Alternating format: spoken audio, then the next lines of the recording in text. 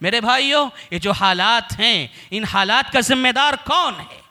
कौन है इन हालात का जिम्मेदार?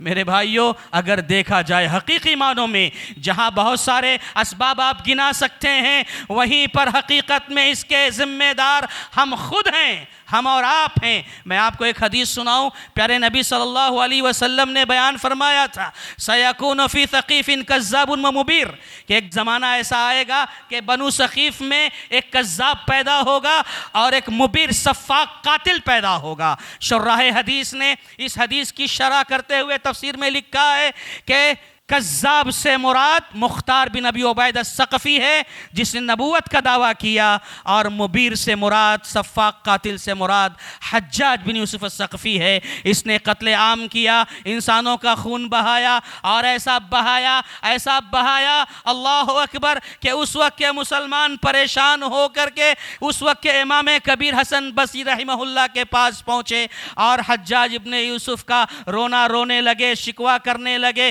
कि बहुत जुल्म कर रहा है, इंतहा हो चुकी है।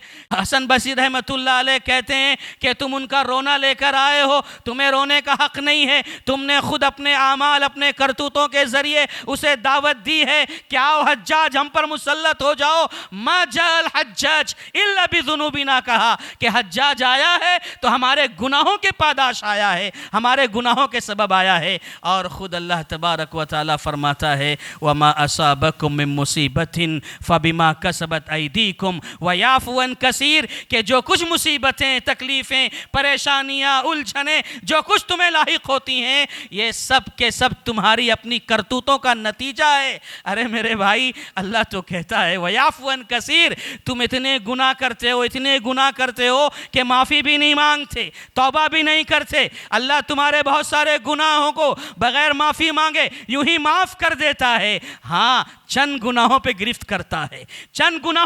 करता है तो हालात ऐसे बदलते हैं, हालात ऐसे बिगड़ते हैं। आपको याद होगा जब जंगे ओहद का मामला आया, ग़ज़वे ओहद होने लगी, तो प्यारे नबी मुहम्मदुर रसूलुल्लाह सल्लल्लाहु अलैहि वसल्लम ने कहा था 50 सहाबाए किराम को कि जबल रुमात पर रहना। अब्दुल्ला बिन जुबैर को अमीर मुक़र्रर किया, कहा कि देखो, अगर मैदान जंग में हमारे जिस्मों को नोचा जा रहा है, तब भी तुम 50 के 50 इस जबल रुमात से हटना नहीं, हिलना नहीं। ये कहकर अल्लाह के नबी सल्लल्लाहु अलैहि वसल्लम ने उनको वहाँ पर मुक़र्रर कर दिया। और मेरे भाइयों, हुआ ये कि मुसलमानों को, सहाबाए किराम को कामयाबी मिल गई और दुश्मन भागने लगा। मुसलमान सहाबाए किराम माले गनीमत जमा करने लगे। यहाँ जबल रुमात पर खड़े 50 सहाबा ने देखा कि माले गनीमत हासिल कर रहे हैं, हम तो जंग जीत चुके हैं, चलो हम भी माले गनीमत जमा करते हैं। अब्दुल्ला बिन जुबैर ने कहा कि नहीं, अल्लाह के नबी ने मना किया है, हमें यहाँ से हटना नहीं है। कहने लगे कि नहीं, हम तो अब जंग जीत चुके हैं, जंग ख़त्म हो चुकी है, लोग माले गनीमत ले रहे हैं, हम भी चलते हैं। अल्लाह अकबर, यहाँ पर ऐसा हो गया, वो सहाबाए किराम जबल रुमात से निकल कर यहाँ मैदान जंग की तरफ आ गए। हुआ ये कि खालिद बिन वलीद रज़ियल्लाहु ताला अन्हु, जो अभी तक इस्लाम में दाखिल नहीं हुए थे, पीछे की तरफ से कई बार पलटवार करना चाहते थे, लेकिन ये 50 तीरंदाज सहाबाए किराम ने उनको रोका था। लेकिन अब इन्होंने देखा, खालिद बिन वलीद ने पीछे की तरफ से आए, देखा ये जबल रुमात अब खाली पड़ा हुआ है। पीछे की तरफ से आए मुसलमान सहाबाए किराम माले गनीमत जमा कर रहे थे, उनके ख्वाबो ख्याल में भी नहीं था कि ऐसा हो सकता है। अल्लाह अकबर, ऐसा हुआ कि खालिद बिन वलीद एक लश्कर लेकर वापस पीछे की तरफ से आए और ऐसा पलटवार किया कि सहाबा हैरान और परेशान, और देखते ही देखते जीती हुई जंग हार में, शिकस्त में तब्दील हो गई। मेरे भाइयों, कौन था हालात को इस तरह बदलने वाला? जीती हुई जंग जो हार में तब्दील हुई, किस वजह से हुई? सिर्फ प्यारे नबी मुहम्मदुर रसूलुल्लाह सल्लल्लाहु अलैहि वसल्लम की एक छोटी सी मुखालफत की वजह से हुई।